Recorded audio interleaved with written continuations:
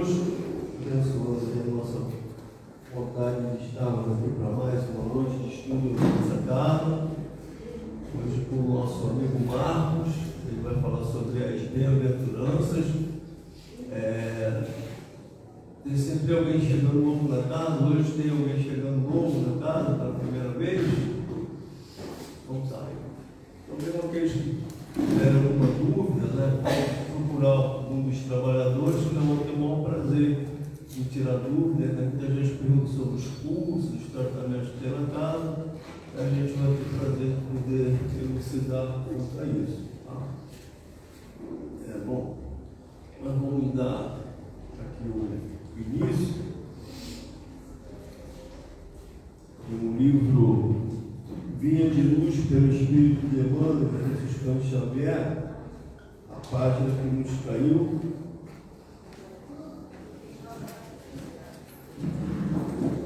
Que é aos discípulos.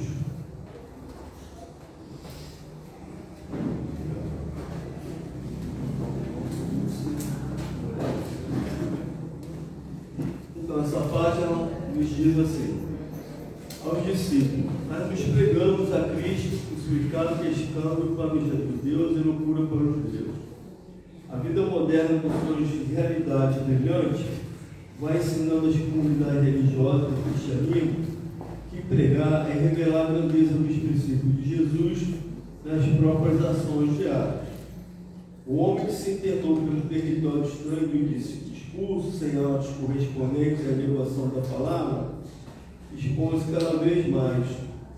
Há muitos séculos permanece o movimento de filosofia da antiguidade, que ainda agora não escasseiam orientadores que cogitam da construção de palácios egoístas à base do magnetismo visual e psicólogos que ensinam publicamente a sutil exploração das massas. É nesse quadro obscuro do desenvolvimento intelectual da Terra que os aprendizes dos Cristos são expoentes da filosofia edificante, da renúncia e da bondade, revelando em suas obras isoladas a experiência divina daquele que preferiu a crucificação ao pacto com o mal. Novos discípulos, por isso, vão surgindo, além do sacerdócio organizado.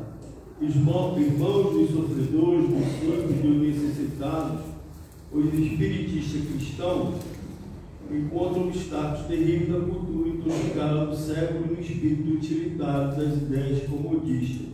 Há quase 2000 anos atrás, Paulo de Tarso aludia o escândalo que a atitude dos aprendizes espalhava entre os judeus e a falsa impressão de loucura que despertava dos ânimos dos gregos.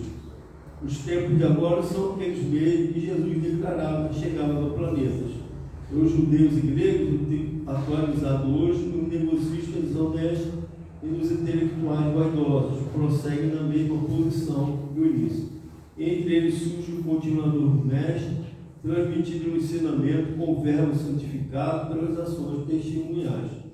Aparecem dificuldades, sarcasmos e conflitos. O aprendiz fiel, porém, não se atemoriza. O comercialismo da avareza permanecerá com escândalo e a instrução envenenada demorar-se-á com os desequilíbrios que lhe são inerentes. Ele, contudo, seguirá adiante, amando, exemplificando, educando com o libertador imortal do Evangelho. Então, vamos fazer a nossa prece inicial. Vamos unir nossos pensamentos com os irmãos na mesma direção do nosso Pai querido, esse Pai de muita misericórdia para cada um de nós, sempre pronto a nos acolher nas nossas dificuldades, nas nossas necessidades. Ele que enviou para nós o nosso Mestre Jesus, através da nossa Mãe querida, tanto nos auxiliam, tanto nos auxiliam, ajuda nas nossas dificuldades. Esses mentores espirituais, como da nossa casa, Dr. Bezerra, Dr. Miguel Couto, Barçanufo e tantos outros que a qual podemos recorrer às nossas dores, às nossas aflições. Nessa noite, Senhor, te pedimos, possa iluminar o nosso irmão Marcos, que vai falar sobre as bem-aventuranças, tão importante para a gente, que nós tenhamos as nossas mentes, nossos corações abertos aos esclarecimentos que aqui serão trazidos por ele, e possamos fazer com proveito trazendo para dentro da gente todo esse conhecimento, facilitando o nosso caminhar na tua direção, sempre nesse caminho do bem, do amor e da verdade, que tanto o Evangelho e as bem-aventuranças do nosso Mestre Jesus nos deixou. Então, muito obrigado, Senhor. Tenhamos uma boa noite, muito proveito e abençoe a todos que aqui estão, encarnados e desencarnados. Graças a Deus. Então, eu passo a palavra para o nosso amigo Marcos. Isso aqui. Então. Acho que agora vai, né? Estão me ouvindo? Então eu quero ver se vocês estão me ouvindo agora. Eu vou dar uma boa noite. E eu quero ver se realmente vocês estão me ouvindo, se vai ser aquele boa noite cheio de frio, né? Tempo frio, todo mundo agasalhado, todo mundo tentando aquecer um pouquinho o coração com essa doutrina libertadora. Então, eu vou, antes de me apresentar, meu nome é Marcos, eu sou do Grupo Espírita Esperança em Cristo, lá de Irajá, e é com grande satisfação que eu aceitei o convite, né, da gente encarar mais esse desafio, que é falar da doutrina e, mais do que isso, falar das bem-aventuranças, né, porque realmente é um assunto que dá muito o que comentar, porque já se passaram 2000 anos e a gente ainda não consegue entender na íntegra. Então, boa noite a todos. Boa noite. E boa noite gostoso, né? Aquece os nossos corações. Como é bom a gente sentir essa troca de fluidos, né? A gente sabe que os espíritos, eles se comunicam através dos pensamentos. E quando a gente emana, né, esse pensamento, quando a gente irradia uma energia boa, com certeza a gente vai lá na frente estar recebendo de volta.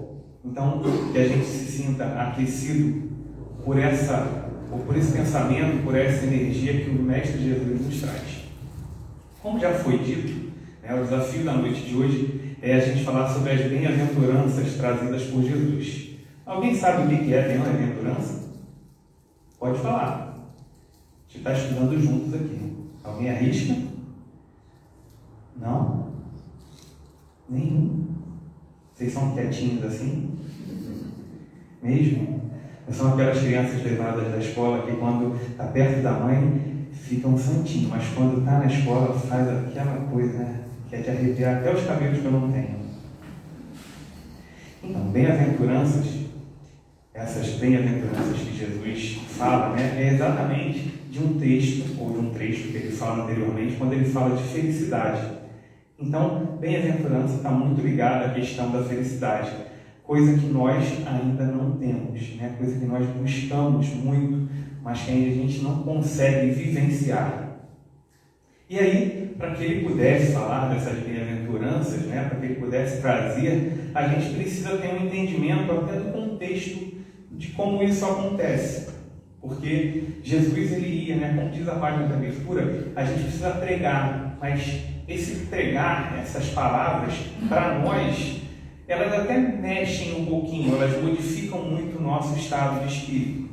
Mas o exemplo que nós damos, a vivência que a gente dá daquilo que a gente experiencia, daquele conhecimento que a gente adquire é muito maior.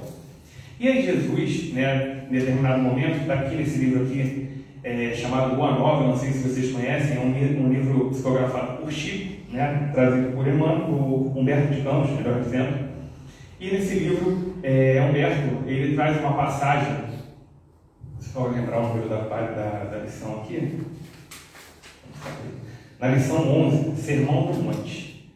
Ele traz uma passagem, eu não vou escorrer toda a passagem aqui, só uma ideia do que a gente precisa entender um pouquinho, onde Levi, ele está em casa. Levi era um dos seguidores de Jesus naquele momento, e ele, naquele momento ali, a cidade muito caótica, com muita confusão. Levi recebe na sua casa, na porta da sua casa, porque os discípulos e seguidores do Cristo, eles eram muito perseguidos, né, para saber do Mestre, para saber de tudo aquilo que o Mestre vinha trazer. E Levi recebe na sua casa alguns irmãos desafortunados, né, alguns irmãos necessitados, e quando eles questionam a Levi onde estava Jesus e o que eles poderiam, eles queriam colaborar com a divulgação do Evangelho, que eles queriam colaborar com essa tarefa que Jesus trazia e que os discípulos acompanhavam. Levi, ele direciona a 3 em especial, perguntando a eles o que eles podiam contribuir, já que um era aleijado, termo usado na época, o outro tinha sofrido alguns problemas familiares e o outro não tinha muito do que doar, segundo a ótica de Levi. E eles vão embora muito tristes, né? Muito perdidos ali, porque eles queriam só oferecer aquele pouquinho que eles tinham. E aí, nesse momento, né, que eles vão embora, Jesus volta com André para a casa de Levi, e numa conversação, onde os 3 estão ali trocando algumas ideias, Levi conta a história do que aconteceu para Jesus. E aí, né, quando ele percebe que ele fala que ele dispensou aqueles irmãos que estavam ali para contribuir, que ele cai na real, Jesus já está dando uma lição de moral nele. Claro, com todo carinho, com toda a compreensão, né, que Jesus tinha. E Jesus fala que se aquela mensagem, se aqueles irmãos que estavam ali, se a boa nova, que é a mensagem, né, essa libertação, essas verdades, esse consolo, esse conforto, se essa boa nova, ela não pudesse ir e não pudesse ser trazida por quem ainda tem muito de erro a reparar, que a gente não conseguiria levar isso a lugar nenhum, ninguém conseguiria. E aí, Levi reflete, fala, pensando, né? Ali ele pensa que os apóstolos também eram pescadores e eram pecadores, né? Também tinham os seus defeitos, e ele tenta se corrigir, e Jesus vai, dentro da passagem aqui, vai tentando mostrar para Levi o quanto é importante que cada pessoa, que cada um de nós, espíritos que erra, que temos esse papel muito importante na tarefa do Cristo. E às vezes a gente não percebe isso. Então, discorre lá, né, toda a mensagem na história, mas tem um pedacinho aqui que eu achei muito interessante da gente trazer, que fala o seguinte: Levi, precisamos amar e aceitar a preciosa colaboração dos vencidos do mundo. Se o Evangelho é a boa nova, como não há de ser a mensagem divina para aqueles tristes e deserdados na imensa família humana? Os vencedores da terra não necessitam de notícias boas. E aí a gente fica pensando, né? Eu não vou discorrer porque a gente vai refletir um pouquinho. Jesus fala que os vencedores da terra não precisam de notícias boas. Por que será que Jesus fala isso? Alguém arriscaria? Vocês não falam muito, não? Tem certeza? Não pode proibir falar aqui? Pode interagir, não? Por que ele fala isso? Porque, na verdade, ele mais à frente, ele dá uma continuidade ao assunto, ele fala que aqueles que têm, e aí nesse momento, aquela condição, principalmente financeira, uma condição melhor que aqueles desafortunados, eles não estão preocupados com essa boa nova. Então eles não precisam dessa boa nova, porque a preocupação deles está muito mais na matéria do que nos bens, nos valores morais. Por isso diz Jesus que eles não necessitam dessa boa nova, dessa boa notícia, porque é uma boa nova de questões morais, de questões que dizem respeito àquilo que a gente adquire, aquilo que a gente consegue conquistar e que não vai se perder nunca. Porque tudo aquilo que é material é efêmero, um dia já era, acabou, vai virar pó. E a gente vai perder, porque é uma conquista, como a gente falou, material, não é uma conquista consciencial, não é algo moral, algo que a gente traz para dentro de nós e que a gente não vai perder. E quem diz isso são os espíritos, porque eles dizem que os espíritos, eles não retrogradam nessa evolução espiritual, eles até podem se manter naquele patamar, mas eles não retrogradam. Então tudo aquilo que a gente adquiriu de bom, de belo, né, porque os espíritos também nos dizem que tudo aquilo que a gente entende como lei divina está gravado na nossa consciência. Então tudo aquilo que a gente adquire para alimentar essa lei divina, a gente não perde. A gente pode até não praticar em toda a essência, mas a gente não perde. E aí Jesus vem com essas bem-aventuranças nos mostrar que a gente tem um roteirinho básico para a gente conseguir chegar lá naquele capítulo do Evangelho segundo o Espiritismo, onde diz de ser perfeitos. Porque é a nossa destinação. Nós somos perfectíveis. Nós conseguiremos chegar um dia à tão sonhada perfeição. Não a perfeição de Deus, tá? Mas a perfeição possível dentro da nossa evolução espiritual. Vai ser difícil? É só olhar para os nossos dias atuais. É só olhar para o que a gente vive agora. É muito difícil. Mas depende de cada um de nós. Depende do nosso, mais uma vez citando os Espíritos, depende do nosso esforço. Depende de um esforço mínimo e da nossa vontade de querer progredir. E eu não posso ter esforço e vontade para progredir pelo outro, para viver a vida do outro. Às vezes a gente está aqui na palestra e fala assim: nossa, fulano devia estar aqui ouvindo, era ele que precisava. Se ele precisasse realmente, a providência divina estava ali, colocando ele aqui. Quem precisa somos nós. E a gente não se dá conta. Porque a gente joga as nossas expectativas, os nossos anseios no outro. Às vezes a gente deixa de viver a nossa vida para tentar viver a vida do outro. Tem um ditado que diz: a grama do vizinho sempre é mais verde, né? Nesse momento de boom, de explosão de mídias sociais, as pessoas só postam aquilo que é bom na mídia social. Todo mundo tem uma vida perfeita e maravilhosa. Nada contra as mídias sociais. Mas será que é assim mesmo? Porque no final das contas a gente vê o índice de depressão, de angústia, de suicídio, de pânico aumentando exponencialmente. Como temos tantas pessoas vivendo uma vida perfeita e tudo, quando realmente é uma vida real, está indo por água abaixo. Tantas patologias psicológicas, psicossomáticas. Eu estava ouvindo o Rossandro Klinger falando, e aí ele é profissional da área, eu não sou, mas que existem mais de 700 tiptografias, né? São doenças, enfermidades psicológicas já organizadas dentro de um contexto. Eu não fazia nem ideia disso.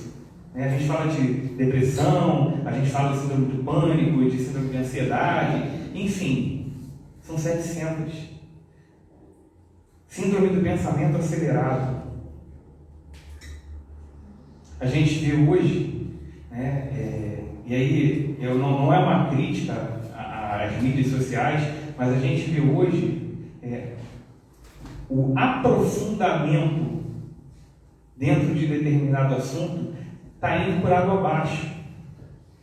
O próprio Rossandro diz nessa palestra, se eu não me engano, a palestra é o psicoterapeuta Jesus, e ele faz uma analogia a isso, mas essa questão de pensamento rápido, né? Síndrome de escolhas rápidas também, enfim, a gente vê que as pessoas acabam não conseguindo se concentrar.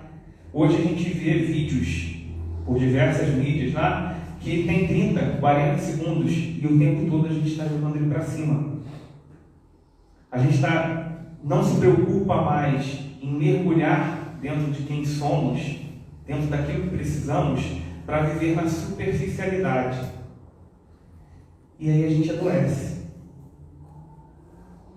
E aí, mais uma vez, eu volto ao início da nossa conversa, onde a gente pensa que há 2000 anos a gente teve um exemplo aqui, Jesus, que trouxe essas bem-aventuranças, que trouxe esse resumo do que, para a gente, no momento que a gente pode até tentar chegar de felicidade, a gente ainda não compreende. E a gente vive em busca dessa felicidade constante. O apóstolo Paulo diz que a gente não consegue mensurar o que é felicidade e que a gente precisa entender que nós vivemos estágios ou estados de contentamento, onde a gente se sente contente por aquilo que a gente conquista, aquilo que a gente tem. E não por aquilo que a gente deveria realmente se alegrar, é por quem somos. Então, o que a gente está fazendo com essa mensagem do Cristo? O que a gente está fazendo com essas bem-aventuranças, com esse roteiro de felicidade que o Cristo deixou para nós? A gente está simplesmente ignorando? A gente está passando por cima e deixando de lado e esperando que as coisas aconteçam? A gente fala tanto num mundo de provas e expiações, num processo de transição para um mundo de regeneração, mas qual parte do processo de regeneração onde nós estamos inseridos, nós estamos buscando trabalhar para que essa regeneração aconteça? O que a gente diz? O que a gente faz? O que a gente divulga? O que a gente está colocando para fora?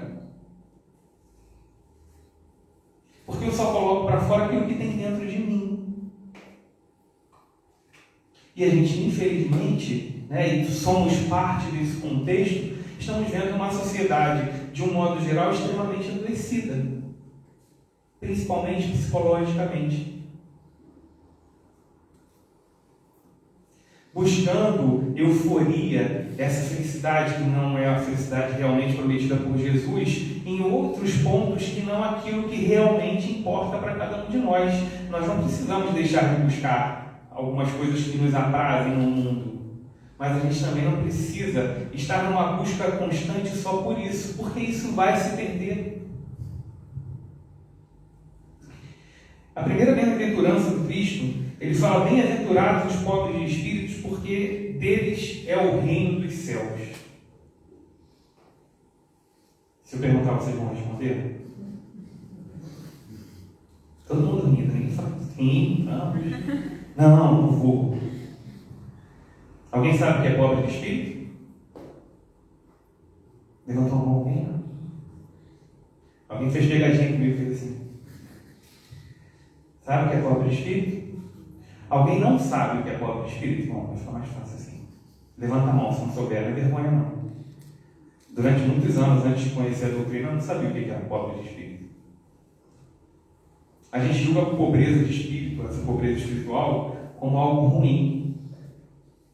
Como algo que a gente está tão empobrecido espiritualmente que a gente não é uma pessoa boa, não é um espírito bom, não é alguém que contribua, lembra da história de Levi? Que a gente contribua com essa tarefa, com essa mensagem, com essa proposta do Cristo. Quando, na verdade, os Espíritos nos esclarecem no Evangelho segundo o Espiritismo que pobre de espírito é aquele que tem humildade. Aquele que não é mais orgulhoso, aquele que é resiliente, que é resignado. É aquele que, como os próprios Espíritos dizem, porque eu faço questão de frisar isso, porque tudo que eu busco trazer, eu busco dentro da doutrina, dentro dos ensinamentos dos Espíritos trazidos por Kardec. Então eu sinto muito o que os Espíritos dizem, porque não é a minha ótica, não é aquilo que eu determinei ou aquilo que eu simplesmente falei, não, é assim, é algo que a gente vai buscando o tempo inteiro, e quando a gente percebe que funciona, quando a gente percebe que é uma verdade para a gente, que nos alimenta, a gente interioriza e depois a gente coloca isso para fora. Então esses são os pobres de espíritos, e deles é o reino dos céus. Quer dizer, os pobres de espíritos, os humildes, eles herdarão esse reino dos céus, que Jesus nos promete junto com a felicidade. A felicidade e o meu reino não são desse mundo. Não é desse mundo. Nem a felicidade, nem o reino. Alguém que gosta de Legião Urbana? Levanta a mão, só para eu saber quem gosta. Ah, que bom, então posso falar que pelo menos está meio a meio aí. Tem uma música do Legião Urbana que fala, ela inicia assim: parece cocaína, mas é só tristeza. Eu não vou falar a música inteira porque ela dá uma palestra. Mas quando a gente fala parece cocaína, mas é só tristeza, a gente fala exatamente dessa busca, dessa euforia, dessa falta de conhecimento, porque parece cocaína, quer dizer, uma alegria, uma intensidade, uma vida louca, mas é só tristeza. Muitos temores nascem do cansaço e da solidão. Nós queremos nos sentir felizes com toda essa euforia, mas é cansativo buscar tudo isso. É cansativo e nos torna cada vez mais sozinhos. Por mais que a gente esteja envolto de diversas pessoas, a gente se sente só. Eu adoro música, tá? Solidão a dois, faz calor, também faz frio. A gente vive, às vezes, um monte de gente, vai em festa, vai em um monte de coisa e a gente está sozinho. A gente está buscando algo mais, mas que dentro de nós, aquele vazio, aquele buraco, aquela lacuna não se preenche com nada. E aí a gente busca, isso tudo porque a gente busca essa felicidade, a gente busca esse reino prometido e a gente não encontra porque não está aqui. Tem coisas que Deus não negocia com a gente. Deus não negocia a nossa imortalidade, quer queiramos ou não. Se por algum momento de desespero extremo, de um absoluto temor, de uma absoluta angústia, a gente ceifa, a gente tira a nossa própria vida, Deus não negocia. A gente vai tirar esse momento, essa existência, mas a gente vai continuar sendo imortal, porque somos espíritos. Nesse momento, encarnados num corpo físico. E quando a gente acha que a gente vai se desprender do problema, a gente está arrumando mais. E a gente está entrando, agora, na sexta-feira, a gente vai entrar no mês de setembro, onde é um mês que existem várias campanhas pela valorização da vida.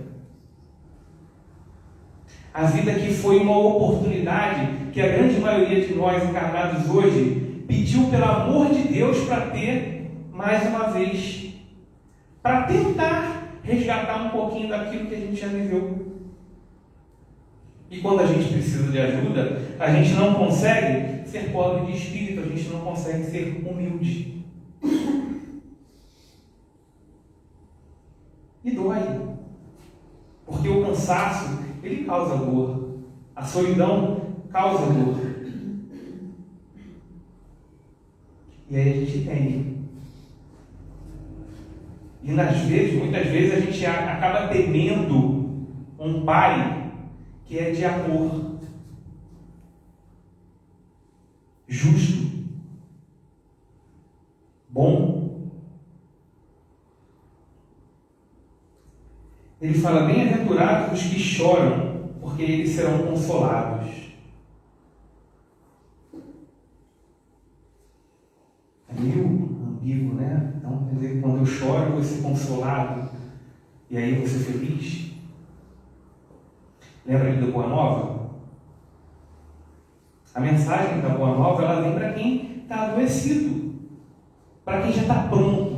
Parábola do semeador, para que aquela semente caia dentro dos nossos corações e elas rendam frutos, para que elas frutifiquem, para que elas germinem e se tornem uma nova árvore. Por isso que bem-aventurados aqueles que choram. Aí a gente vem na doutrina e fala assim: mas aquele pessoal que vai lá naquela reunião, quem não conhece a doutrina, né? Aquele pessoal que vai lá naquela reunião da mesa branca, já ouviram isso? Eles são conformados com tudo. Tudo para eles tem resposta, tem explicação, e aí eles se conformam. É assim que funciona? Alguém acha que é assim? Quem acha que sim, que é assim que funciona? Levanta a mão aí. Quem acha que não? Tem gente que não acha nada, né? Não se encontrou ainda. Mas é isso. Por quê? Porque a gente não é conformado. Nós não estamos aqui para nos conformar com nada. Absolutamente nada.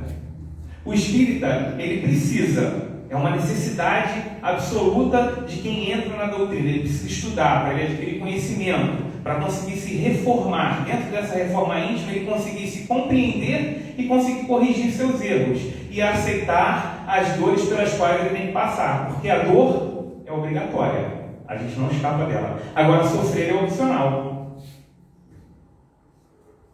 E aí, quando a gente é taxado de conformado, eu estou fazendo uma brincadeira, né? Mas que a gente ouve isso, mas a gente não é conformado, a gente tenta ser resignado e resiliente, a gente tenta entender o problema e achar uma solução, porque não adianta, a gente tem que passar. Culpa de alguém? Não, culpa nossa, das nossas escolhas. Nós vamos ser sempre livres para fazer as escolhas, mas vamos ser absolutamente escravos das consequências. Então, que a gente busque tentar fazer a escolha mais acertada. E como é que eu consigo fazer as escolhas certas? Fazendo escolhas erradas. É empírico. É um ciclo. Eu escolho errado, não deu certo, eu faço a escolha certa. Eu escolho errado, não deu certo, eu faço a escolha certa. Ou às vezes eu escolho errado, não deu certo, escolho errado de novo, não deu certo, escolho errado de novo, não deu certo, escolho errado de novo, não deu certo, escolho errado de novo e não dá certo de novo, eu nem escolhi a escolha certa. Às vezes demora. Porque, como dizem os espíritos, fomos criados simples e ignorantes, com um atributo maravilhoso, fantástico, livre-arbítrio. Em compensação, isso causa um problema na nossa jornada. Essa misericórdia de Deus em nos permitir escolher nos causa às vezes tantas mazelas, tantas dores. E vamos continuando. Bem-aventurados os mansos, porque eles herdarão a terra. A gente vê hoje, né, infelizmente, que as pessoas têm tido atos cada vez mais violentos, sejam eles físicos, verbais, psicológicos, às vezes por pensamento, como a gente diz, e a gente deixa de ser manso. E aí me remete muito, levanta a mão agora, hein? Quem assistiu Nosso Lar, ou quem leu o livro? Vocês lembram daquela cena? Eu vou falar do filme, o livro é muito melhor, né? A propósito, vai entrar em cartaz 1 e o 2 novamente.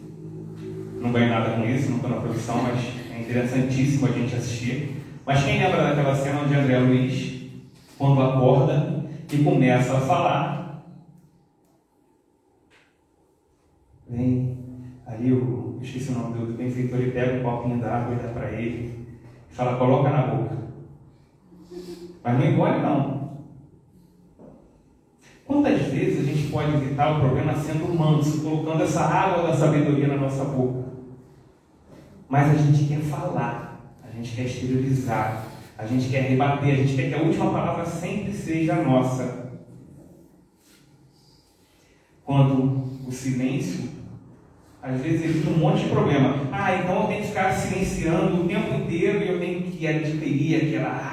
Não, a gente vai implodir, a gente vai se corroer por dentro. Mas às vezes o melhor momento, naquele momento, o melhor é silenciar, para que depois a gente consiga conversar, a gente consiga chegar a um acordo, sem que isso seja algo que gere consequências ainda mais nefastas para cada um de nós, porque quando eu tento ofender o outro, na verdade, eu estou trazendo para mim toda essa ofensa. É como se eu quisesse, aquela história da vingança, como se eu quisesse que o outro desencarnasse e eu que bebesse veneno.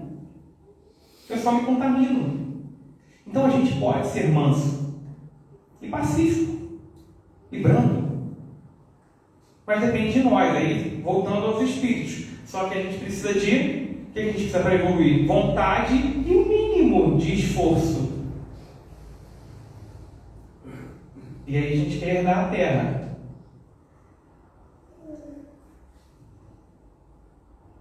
Hoje a gente não está herdando nem aquilo que a gente possui, porque brigas familiares, quando uma pessoa desencarna, a primeira coisa que a gente vê são os próprios familiares se degladiando por um bem.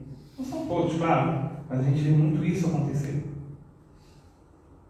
E a gente quer herdar um planeta governado pelo nosso guia e modelo, algo que ele está ali, há milhões de anos, preparando para que a gente pudesse coabitar com os nossos irmãos. Bem-aventurados os que têm fome e sede de justiça, porque eles serão fartos. Fome e sede de justiça. Quantos de nós aqui não temos fome e sede de justiça? Quantos de nós aqui não ficamos indignados com as coisas que acontecem? Só que muitas vezes a gente ainda está olhando essa justiça com os olhos daquela existência que a gente teve lá atrás, quando, antes de Cristo, passou a primeira revelação e as leis de justiça eram faladas que eram olho por olho e dente por dente. E aí a nossa ótica com relação à justiça se resume a isso: ao que o outro tem que pagar por aquilo que ele me fez ou aquilo que eu julgo necessário para que ele pague.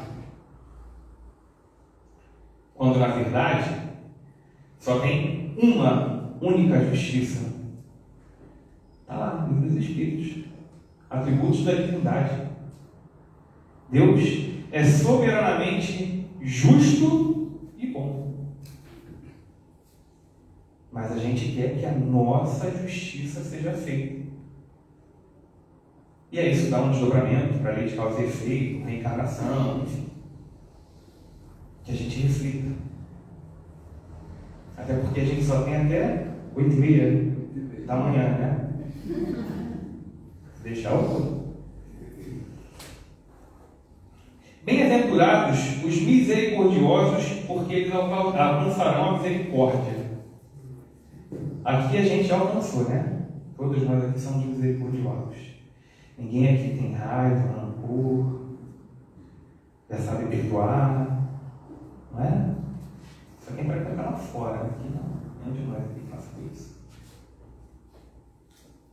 A misericórdia e o perdão são passos largos que nos farão alcançar o nosso maior mandamento, o nosso maior sentimento, que é o amor.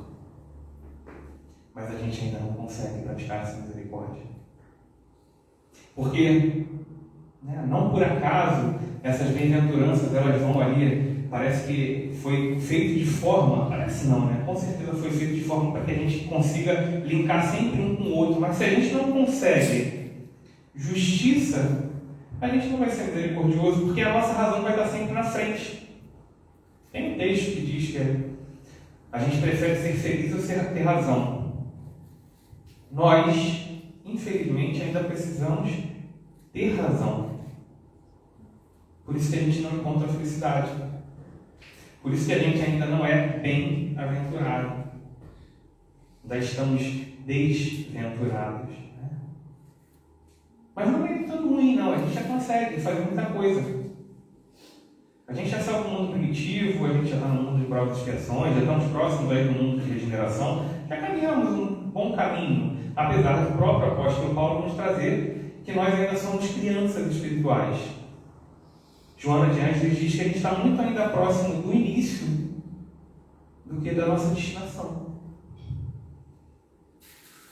Então que a gente reconheça os nossos limites, que a gente reconheça que a gente ainda não está pronto para muita coisa, mas que a gente precisa se esforçar para querer fazer melhor, para querer ser melhor. Não só para o outro, mas muito por nós.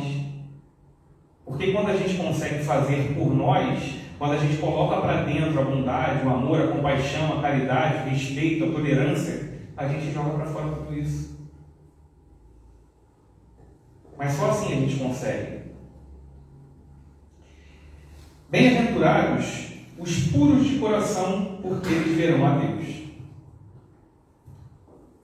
E aí a gente vai tirando uma olhada se a gente falar alguma coisa de pureza de coração, né? A gente ainda tem, infelizmente, um coração ainda sujinho, né? Um peludinho, que a gente precisa ainda depilar várias e várias vezes para a gente conseguir entender. E o grande desafio desse entendimento da pureza de coração é, mais uma vez, mergulhar dentro de si. Alguém aqui já praticou mergulho? Alguém já fez? Não. Fez? Mergulho é complicado demais, né? Mergulho é complicado. É.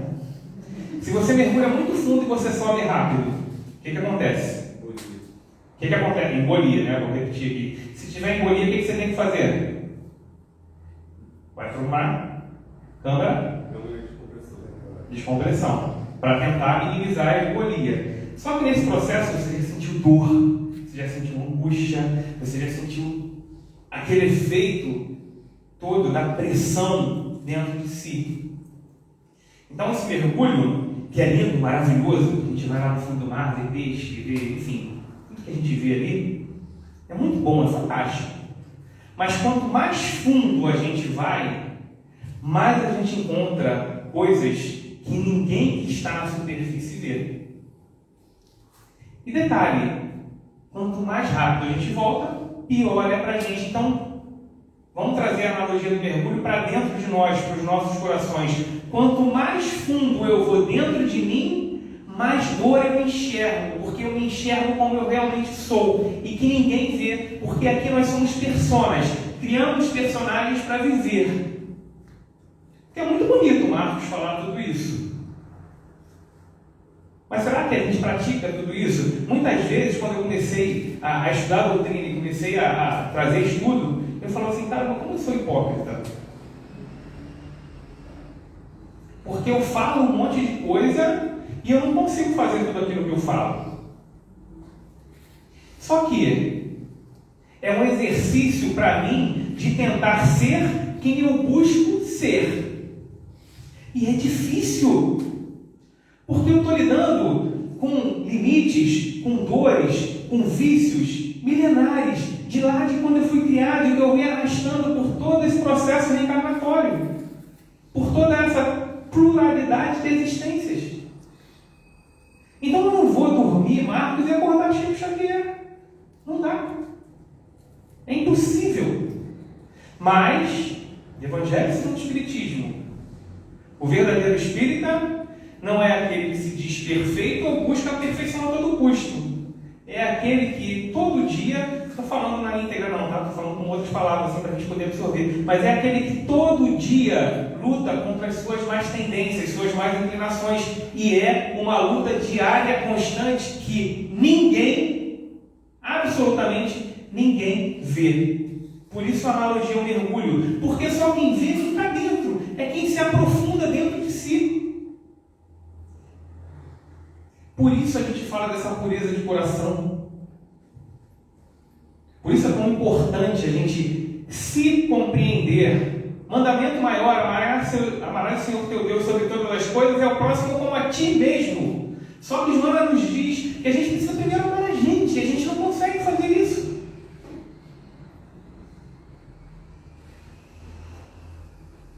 Bem-aventurados os pacificadores. Lembro muito da oração de São Francisco, onde houver ódio que eu leve o amor, onde houver ofensa que eu leve perdão, onde houver discórdia que eu leve a união. Mais uma vez, nós estamos ali, como aqueles desventurados que procuraram por Levi, na verdade, procuravam por Jesus e encontraram Levi, mas que estão em busca de se modificar. E nós estamos nesse mesmo caminhar, buscando cada vez mais tolir as nossas limitações, e quando estamos aqui numa noite de quarta-feira, com frio, com chuva, saindo do nosso conforto, do nosso lar, podendo estar fazendo qualquer outra coisa, nós mostramos que temos o desejo de melhorar. E aí falta a vontade efetiva, isso depende de cada um de nós, o esforço mínimo e a atitude contumaz. Aquela atitude que nos faz realmente sair das nossas zonas de conforto e buscar por algo melhor, não para o outro, mas para mim. Bem-aventurados os que sofrem perseguição por causa da justiça, porque deles é o reino de Deus. Então, essas perseguições a gente segue o tempo todo, né? A gente recebe a perseguição e a gente persegue também. Agora, eu já não vejo tanto, mas há alguns anos atrás, as pessoas perguntavam para o espírita qual era a religião do espírita. O espírita falava católico, falava kardecista, mas nunca falava, ou então tinha espírita kardecista. A religião é trazida, a nossa doutrina religiosa era trazida pelos espíritos, não por Kardec. Kardec só codificou. Mas a gente sentia medo, entre aspas, receio do preconceito, receio do julgamento. Porque a gente fala tanto em justiça, em lei, e a gente vê aí uma sociedade com uma intolerância religiosa absurda. E nós muitas vezes julgamos, até de forma irônica, as doutrinas religiosas dos nossos irmãos. Mas cada um com a sua escolha. Porque o que me faz bem hoje, aquilo que eu escolhi para mim hoje como doutrina, talvez não faz bem para o outro. Talvez não responda os questionamentos do outro. Então, se a gente busca a justiça de Deus para cada um de nós, que nós não sejamos juízes da vida do outro, das escolhas do outro, do comportamento do outro.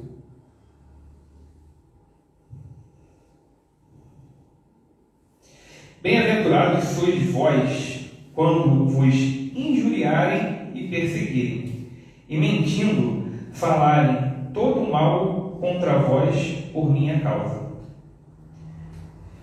Quando vos injuriarem e perseguirem, e mentindo, falarem todo mal contra vós por minha causa. Só tem uma pessoa que me remete a essa bem-aventurança como exemplo. Alguém consegue perceber os apóstolos? Não? Tem uma música que vocês conhecem, Tim e Vanessa, é um casal que canta músicas espíritas, fantástico. Tem uma música que ele fala assim: Pedro, tu me amas, Pedro, tu me amas, Pedro, tu me amas. E essa música conta a história de Pedro, o apóstolo. E foi algo que que perseguiram, que injuriaram, que mentiram e que fizeram com que ele próprio negasse a tudo aquilo, não é Jesus só, mas a tudo aquilo que ele acreditava, pelo temor, pela falta de fé. Porque ele foi colocado à prova e Jesus sabia disso. Jesus falou para ele: você vai me negar 3 vezes antes que o galo cante. E ele falou: não, que isso, Jesus? Não vou fazer isso de forma alguma. Nega. Porque o medo da morte, o medo da dor, era maior do que a crença naquele Criador, naquele momento, naquele irmão, naquele ícone, naquele mestre que estava ali com ele. E ele termina falando: exultai e alegrai-vos, porque é grande o vosso galardão nos céus. Porque assim perseguiram profetas que vieram antes de nós. Então, o que a gente precisa entender com todas essas bem-aventuranças, que assim como tantas outras parábolas de Jesus nos fazem refletir quem somos, onde estamos, para onde vamos, o que queremos ser e fazer daqui para frente, que a gente possa perceber que tudo isso é apenas uma passagem, um momento na nossa existência, que cada um de nós deve, não só pode, mas deve trilhar e escrever o seu destino da melhor forma que puder. Porque essa relação, ela não está entre mim e o outro. Essa relação é entre mim e Deus. E para que eu possa criar esse relacionamento com Deus, os Espíritos nos dizem que tem um único exemplo, guia e modelo, que é Jesus. E Ele nos disse: eu sou o caminho, a verdade e a vida. Ninguém vai ao Pai se não for por mim. Então, que a gente consiga criar, antes de buscar essa relação com inteligência suprema, causa primária de todas as coisas, que nos é muito além do que aquilo que nós possamos imaginar, que a gente crie essa relação com alguém que esteve próximo, que deixou esse roteiro de felicidade, que deixou as bem-aventuranças.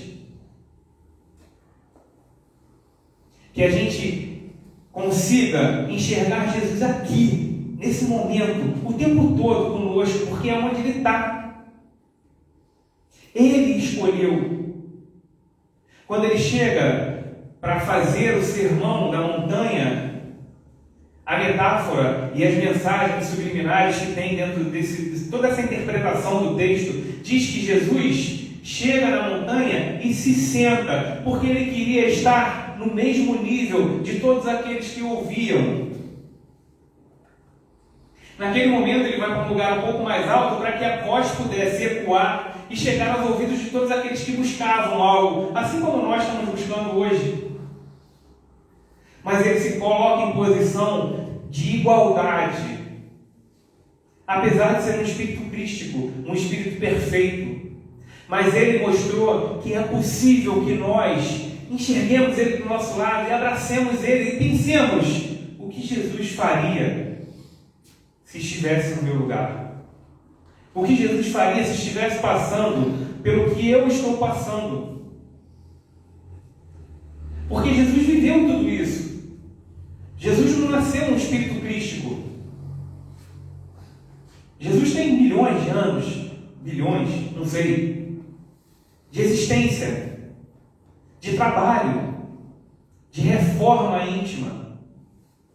Então todas as nossas mazelas, todas as nossas dores, tudo aquilo que a gente às vezes se questiona, espragueja, briga, guarda raiva, rancor, Jesus passou. Então Ele diz, Ele traz a bem-aventuranças pela vivência que Ele teve, pelo exemplo, assim como Ele fala das dores que nós sentimos. Porque Jesus foi traído, foi negado, foi caluniado, foi chicoteado, colocaram uma coroa de espinho nele, pregaram numa cruz, furaram com uma lança. E no final de tudo, Jesus usa uma figura simbólica, olha para o céu e diz: Pai, perdoa. Eles não sabem o que fazem. Ele podia falar, olhando para baixo: eu te perdoo pelo que você está fazendo, meu irmão. Mas ele quis mostrar a elevação espiritual dele, onde ele não se sente ofendido. E ele fala: perdoa você, só para eles entenderem, porque para mim passou. E ele sabe também que Deus não estava ofendido, magoado, triste. Deus simplesmente era o elo entre essa questão da culpa, onde Ele deposita ali, ou a responsabilidade naquele que o está ferindo, e a mensagem que Ele precisava trazer. Por isso Jesus faz esse pedido ao Pai.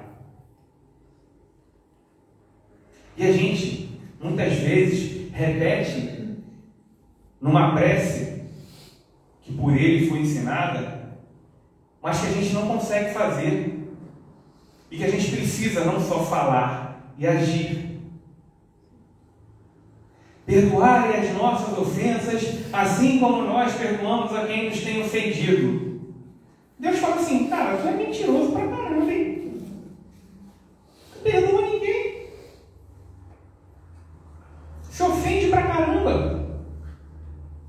Então que a gente possa realmente fazer aquilo que nós temos anseio para conquistarmos essa felicidade, esse roteiro de felicidade, essas bem-aventuranças e consigamos chegar no reino que não é deste mundo. Vocês gostam de história? Historinha? Gostam ou não gostam? Ah, são muito xoxos. Meu Deus. Tem uma história que, na verdade, é um caso relatado que Chico Xavier, ele tem uma mãe que perde seu filho e ela vai até uma das reuniões que Chico fazia, esperando, na esperança que receberia de Chico uma mensagem do filho que tinha desencarnado. E ela vai na primeira semana, não tem nada, na segunda semana também não, na quarta semana não, passa um mês, 2 meses, 6 meses, e até que um dia ela chega para Chico e fala, Chico, eu já venho aqui há mais de um ano, esperando por uma mensagem do meu filho, e não recebo essa mensagem do meu filho. Aí Chico, ela, calma, minha senhora, infelizmente eu não posso fazer nada, né? O telefone toca de lá para cá, não é daqui para lá, não sou eu que peço. É a necessidade ou o merecimento de cada um. E ela, Chico, mas você vai ter que fazer uma mensagem para o filho agora. Você fala, não posso mentir. Não tem mensagem para o seu filho. Não, você vai fazer, não vai fazer, vai fazer. E Chico tentando contornar a situação. Até que em determinado momento, aquela senhora fala para ele, já exaltada, fala, Chico, você é um verme. Chico, olha para ela, minha senhora, por favor, não faça isso. Sim, Chico, você é um verme. Minha senhora, não faça isso. Vou fazer sim, Chico, você é um verme. Chico, minha senhora, por favor, não faça isso. Não ofenda o verme. Ele é uma criatura de Deus e ele cumpre com todas as obrigações que Deus deu para ele. Eu ainda não. Que fique para nossas reflexões. E eu queria encerrar, falta um minutinho. Eu achei um texto na internet, na verdade uma partícula de um texto, que falam coisas, na verdade 4 coisas, para que nós nos lembremos nos dias difíceis. E tem muito a ver com as bem-aventuranças. Então, a primeira delas é, hoje, nesse dia, é apenas um capítulo da sua vida, não toda a sua história de vida. Foque nas coisas que você pode controlar e não naquilo que ainda não consegue. Às vezes, você só precisa de ajuda, então não sinta vergonha de pedir por isso. Haverá dias difíceis, mas eles não duram para sempre. Lembre-se disso. E para a gente encerrar com Chico, dizem que ele tinha uma mensagem dizendo que tudo passa. Todas as dores, todas as mazelas, todas as angústias, elas vão passar. Tenhamos certeza disso. E também toda a felicidade, não a felicidade verdadeira, mas todo o contentamento, euforia, tudo aquilo que a gente acha que hoje nos faz feliz, isso também faça, porque não é uma felicidade verdadeira. Então que a gente crie, que a gente busque essa relação íntima com Cristo, que a gente siga o roteiro das bem-aventuranças, porque aí nós conseguiremos conquistar a felicidade e o reino dos céus. Boa noite a todos.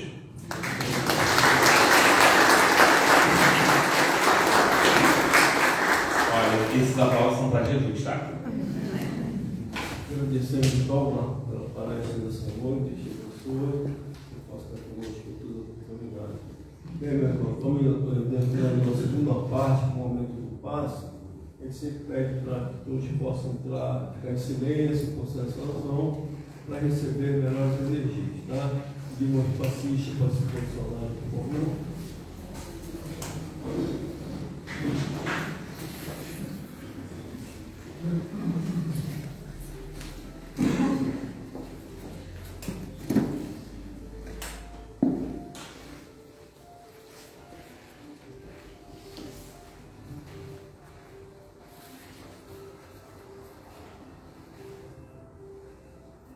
Pensando em Jesus,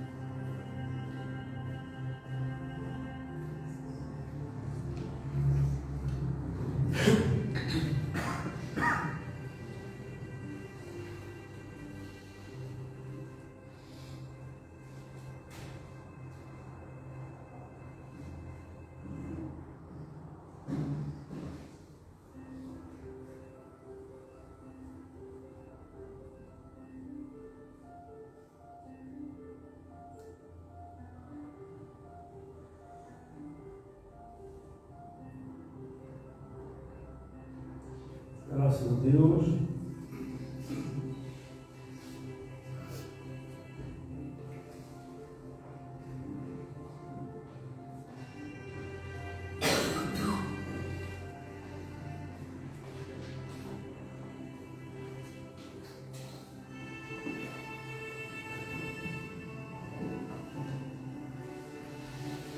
Vamos orar então, meus irmãos.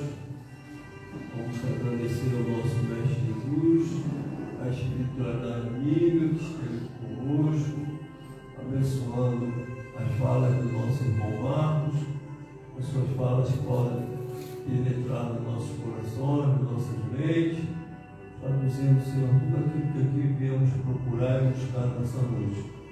Possamos dividir esse entendimento e praticarmos o que viemos buscar com aqueles nas quais nós convivemos diariamente dentro dos nossos lares, dos nossos trabalhos, das nossas escolas, por onde quer que sejamos, que possamos ser o seu exemplo na prática, nos ensinamentos que aqui viemos buscar. É praticando que crescemos, como Jesus fazia, ele falava, praticava e exemplificava cada um de nós. possamos levar essas boas energias que aqui buscamos, que encontramos de paz e harmonia para dentro dos nossos lares. Pedimos também, Senhor, por todos aqueles nomes que estão nas nossas caixinhas de socorro, sejam encarnados, desencarnados, que possa cada um deles receber o melhor para a saúde do seu corpo físico e do seu corpo espiritual. E mais uma vez, Senhor, te agradecemos por essa oportunidade e te pedimos que nos despedimos da tua santa paz, para que possa ficar conosco e nos conduzir de volta aos nossos lares. Então, obrigado, graças a Deus. Então, meus irmãos, nós vamos agora fazer alguns avisos.